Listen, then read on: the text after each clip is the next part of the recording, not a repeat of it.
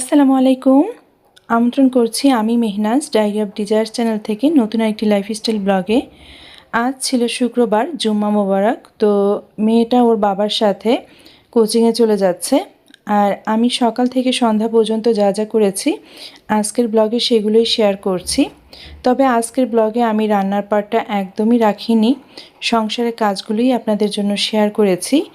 তবে জীবনকে সহজ ও সুন্দর করার ১৩টি অমূল্য মন্ত্র আজ আপনাদের সাথে শেয়ার করব ইনশাল্লাহ।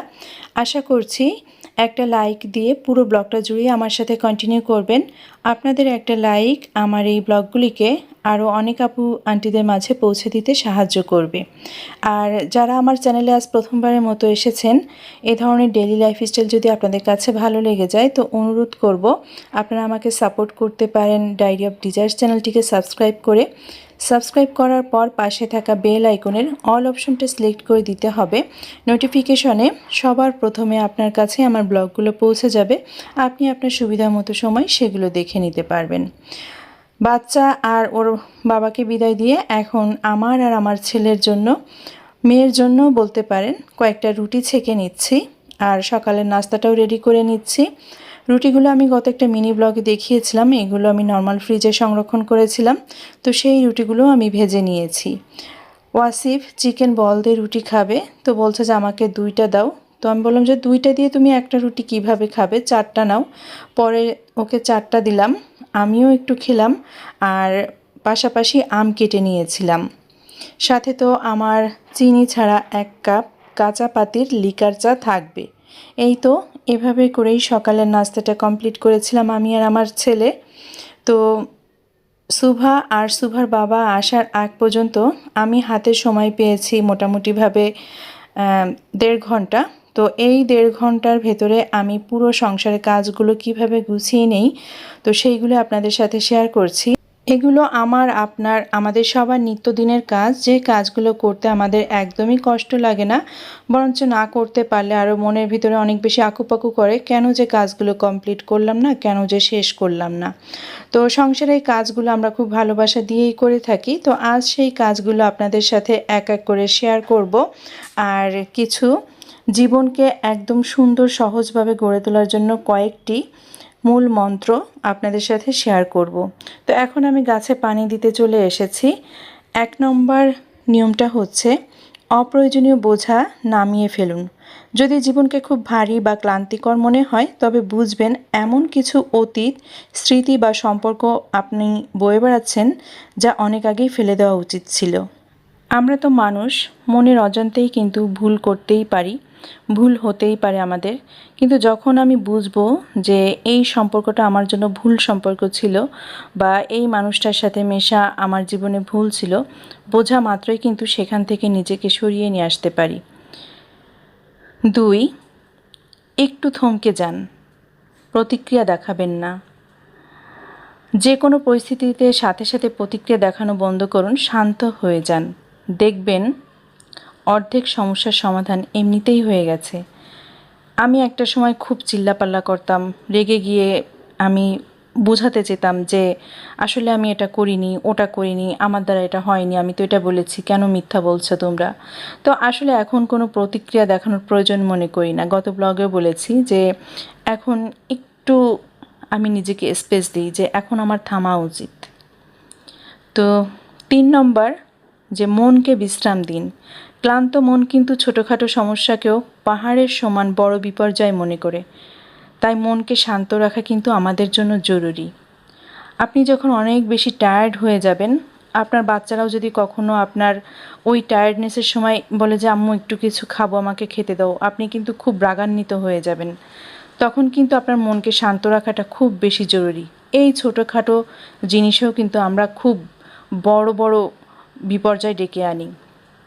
এই সময় অনেক ধরনের দুর্ঘটনাও ঘটে যেতে পারে, অনেকেরই ঘটছে আমাদের আশেপাশে, সমাজে, সব জায়গায়। 4, পরিবেশ কিন্তু মানুষকে বদলাতে সাহায্য করে।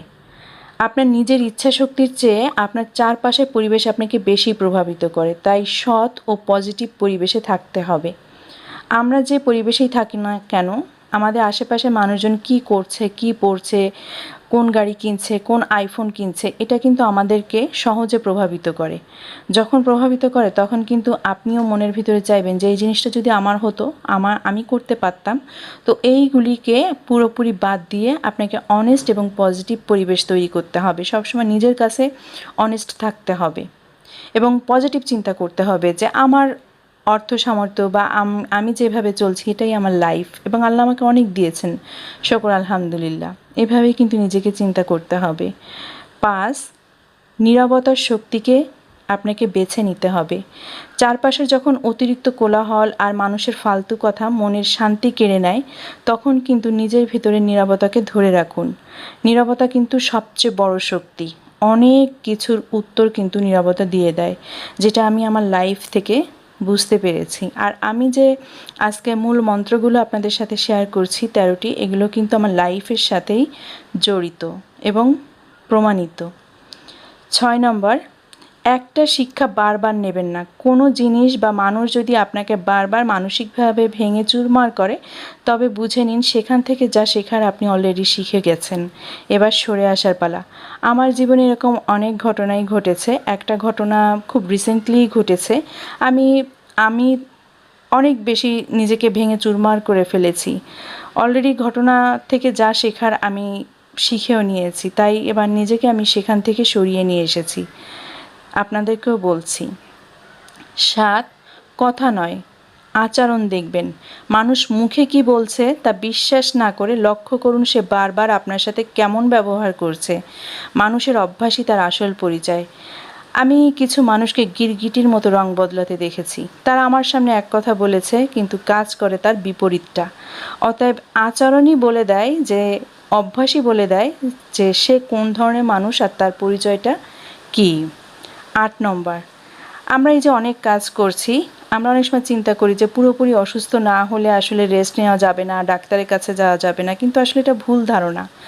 অসুস্থ হওয়ার আগেই কিন্তু বিশ্রাম নিতে হবে আমাদের। শরীর আর মনকে পুরোপুরি ভেঙে পড়ার আগেই বিরতি দিন, কারণ ক্লান্ত হয়ে বিশ্রাম নেওয়া মানে বিশ্রাম নয়, বরং অসুস্থতা থেকে সেরে ওঠার লড়াই। আপনি যখন বিশ্রাম নিতে যাচ্ছেন তখন কিন্তু সেটা আপনার অসুস্থতা থেকে আপনি সেরে ওঠার জন্য লড়াইটা করছেন, তখন আর বিশ্রাম হয় না। 9, খারাপ অভ্যাস আগে ছাড়ুন। আমাদের জীবনে অনেক ধরনের খারাপ অভ্যাস আছে যেগুলো আমরা ছাড়লে অনেক ভালো কিছু আমরা গ্রহণ করতে পারি। জীবনে নতুন কোনো ভালো অভ্যাস গড়ে তোলার চেয়ে নিজের ভিতরে একটা পুরনো খারাপ অভ্যাস ত্যাগ করা অনেক বেশি উপকারী। 10, জট পাকিয়ে গেলে হাঁটুন। যখন মাথার চিন্তার জট লেগে যাবে আর কোনো সমাধান পাবেন না, তখন ঘরের বাইরে গিয়ে কিছুক্ষণ খোলা আকাশের নিচে হেঁটে আসুন, মন হালকা হয়ে যাবে। আমরা কিন্তু অনেক সময় বোর্ড ফিল করি ঘরের ভিতরে, মাথাটা অনেক বেশি কেমন যেন অস্থির হয়ে যায়, মাথার ভিতরে সব কিছু হ্যাং হয়ে যায়। তখন কিন্তু আপনি বাইরের এই খোলামেলা আবহাওয়ায় গিয়ে একটু হেঁটে আসতে পারেন, প্রকৃতির সাথে নিজেকে একটু অ্যাটাচড করতে পারেন, তখন আপনার নিজেকে অনেক বেশি হালকা মনে হবে। 11, সকালটা হোক শান্ত ও সুন্দর। আপনার সকালের শুরুটা কেমন হচ্ছে তা নির্ভর করে পুরো দিনটি কেমন কাটবে। তাই সকালের সময়টা শান্ত, পজিটিভ রাখুন। এটা আমাদের প্রত্যেকের জীবনের সবচেয়ে বড় একটা সত্য, যে সকালটা যদি অনেক সুন্দর হয় সারা দিনটা কিন্তু আমার সুন্দর কাটে। আর সকালটা যদি আমি খুব এলোমেলো, খুব চিল্লাপাল্লা, রাগারাগি এটা সেটা দিয়ে শুরু করি না, সারা দিনই কিন্তু আমার এই ধরনের কিন্তু একটা পরিবেশের ভিতর দিয়ে যায়। 12, মেনে নিতে শিখুন। পরিস্থিতির সাথে অনর্থক লড়াই বা জেদ না করে সত্যকে সহজভাবে মেনে নিন। এতে আপনার মানসিক শক্তি ও সময় দুটো বাঁচবে। আমরা অনেক সময় যে ঘটনা আমার লাইফের সাথে ঘটে যাচ্ছে, আমার বলবো না, আমাদের তো অনেক সময় আমরা বলি কি যে না, এটা না হলে ওটা ভালো হতো, কেন যে আমরা এটা নিচ্ছি, বা দুটো যখন কম্পেয়ার করি শুধু নিজেরটাকে খারাপ মনে করি। আসলে না, সব কিছু তো আল্লাহ তাআলা নির্ধারণ করে রেখেছেন। পরিস্থিতি আমার যেটাই হোক না কেন সেটার সাথে মানিয়ে নিতে হবে, তাহলে আমার মানসিক শক্তি, সময় দুটোই বাঁচবে এবং নিজের মনের কাছে অনেকটা বেশি শান্তি পাওয়া যাবে।